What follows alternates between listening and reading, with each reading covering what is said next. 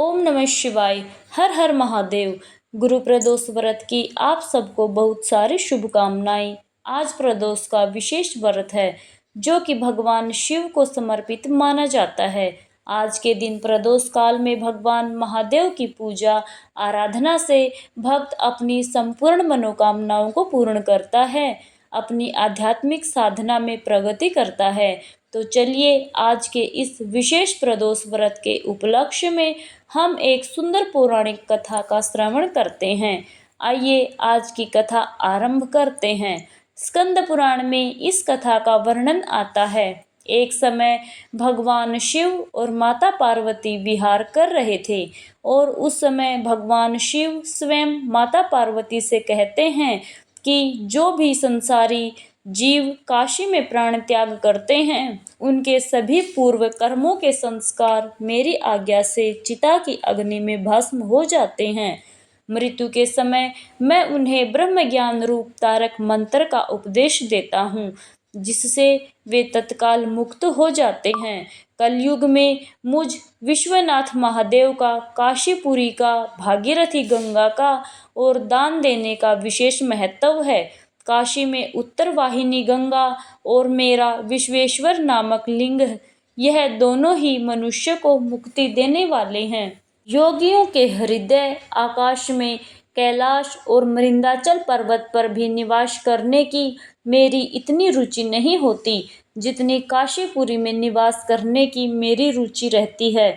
माता पार्वती को काशी की महिमा सुनाते हुए भगवान शिव आगे कहते हैं, हे देवी, तुम तपोबल से मेरी प्रियतमा हुई हो, परंतु काशीपुरी स्वभाव से ही मेरे लिए सुख और विश्राम की भूमि रही है। जो काशी का नाम लेते हैं और जो उसे सुनकर प्रसन्न होते हैं वे मेरे लिए शाख, विशाख, स्कंद, नंदी और गणेश के समान प्रिय हैं। जिन्हें काशी में निवास प्राप्त हुआ है उन्होंने सभी यज्ञों और अनुष्ठानों को पूर्ण कर लिया है। जब इस प्रकार भगवान महादेव और माता पार्वती के बीच संवाद चल रहा था तो उस समय नंदी जी ने आकर प्रणाम अर्पित किए और इस प्रकार कहने लगे, हे भगवान, विशाल मंदिर निर्माण का कार्य अब पूर्ण हो चुका है। रथ सुसज्जित होकर तैयार है। ब्रह्मा आदि देवता एकत्रित हो चुके हैं। भगवान विष्णु गरुड़ पर आसीन होकर द्वार पर आपकी प्रतीक्षा कर रहे हैं। कृपया अब आप इस भव्य मंदिर गृह में प्रवेश करें। नंदी जी के वचन सुनकर महादेव ने माता पार्वती के साथ त्रिवष्ट क्षेत्र से आनंद वन के लिए प्रस्थान किया और फिर उन्होंने मोक्ष लक्ष्मी विलास नामक प्रासाद के अंतर्गृह में प्रवेश किया। वह दिन था कार्तिक शुक्ल प्रतिपदा, अनुराधा नक्षत्र के समय में बुधवार के दिन, जब चंद्रमा सप्तम राशि पर थे और अन्य ग्रह भी उच्च स्थानों में स्थित थे। उस समय भगवान शिव ने नूतन प्रासाद में प्रवेश किया। चारों दिशाओं में नाना प्रकार के वाद्य यंत्र बज रहे थे। ब्राह्मणों के वेद मंत्र उच्चारणों से वातावरण गूंज उठा। भूलोक से लेकर भूवर लोक तक का मार्ग इसी ध्वनि से कंपायमान हो रहा था। यक्ष, गंधर्व और किन्नर गायन गा रहे थे और अप्सराएं नृत्य कर रही थी। सुगंधित वायु बह रही थी और बादल पुष्पों की वर्षा कर रहे थे। तत्पश्चात ब्रह्मा जी ने महर्षियों के साथ मिलकर माता पार्वती सहित भगवान शिव का अभिषेक किया। देवताओं और अन्य महापुरुषों ने असंख्य रत्नों, नाना प्रकार के दुकुलों और अन्य अनेक सुगंधित पुष्पहारों से महेश्वर का पूजन किया और भगवान शिव ने सभी को आशीर्वाद प्रदान किया।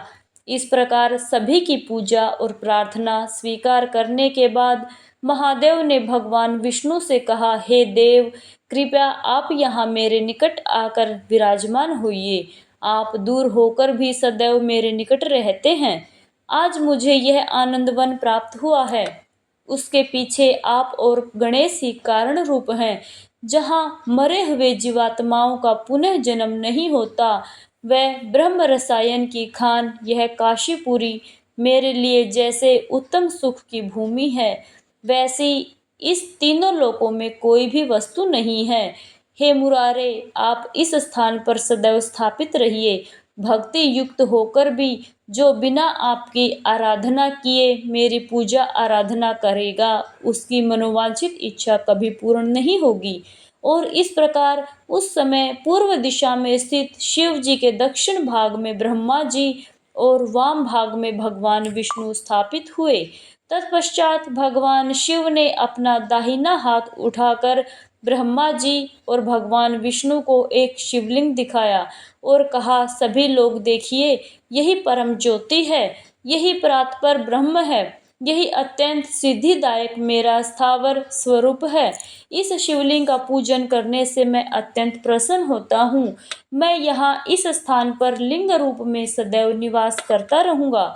इस स्थान में जितने भी शिवलिंग हैं, वे सभी इस मुख्य शिवलिंग का दर्शन और सेवा पूजन करने आते हैं। यह सत्य है कि मैं सभी लिंगों में समान रूप से स्थित हूँ, तथापि यह मुख्य शिवलिंग मेरी स्वयं की परामूर्ति है। इस श्रेष्ठ लिंग का नाम श्रवण करने से भी जन्म भर का पातक क्षण भर में नष्ट हो जाता है। इसका स्मरण मात्र करने से 2 जन्मों के पाप नष्ट हो जाते हैं। मुझ विश्वेश्वर के इस स्वयंभू लिंग का स्पर्श करने मात्र से सहस्त्रों राजसूय यज्ञ करने का फल प्राप्त होता है।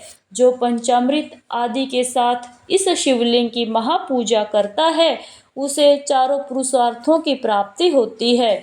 जो भी व्यक्ति वस्त्र छाने हुए पानी से इस लिंग का अभिषेक करता है, उसे 1,00,000 अश्वमेघ यज्ञ करने का फल मिलता है। जिसकी जीवा के अग्रभाग में विश्वनाथ यह नाम सदैव रहता है, उसका इस संसार में पुनः जन्म नहीं होता। जो मुझ विश्वनाथ के इस लिंग में विग्रह का दर्शन करके मन ही मन प्रसन्न होता है, वह अपने महान पुण्य के प्रभाव से मेरे गणों में स्थान पाता है। मैं अपनी भुजा उठाकर बार बार इस बात का पुनः उच्चारण करता हूँ कि इस त्रिगुणमय जगत में 3 ही सार वस्तु हैं, विश्वनाथ ज्योतिर्लिंग, मणिकर्णिका का जल और काशीपुरी। इस प्रकार कहने के बाद भगवान शिव ने माता पार्वती के साथ मिलकर स्वयं उस दिव्य शिवलिंग का पूजन किया और फिर उसी ज्योतिर्लिंग में विलीन हो गए। सभी देवी देवताओं ने भगवान शिव की जय जयकार की और पुष्प वर्षा से उनका स्वागत और अभिवादन किया।